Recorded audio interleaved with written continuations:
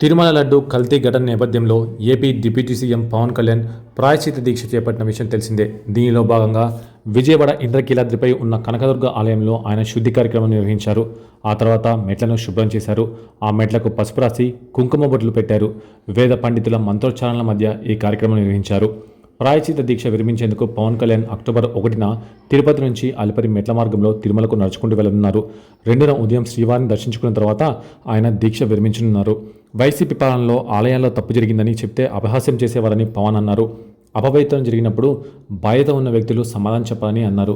YCP నేతల తీరుపై ఆయన ఆగ్రహం వ్యక్తం చేశారు.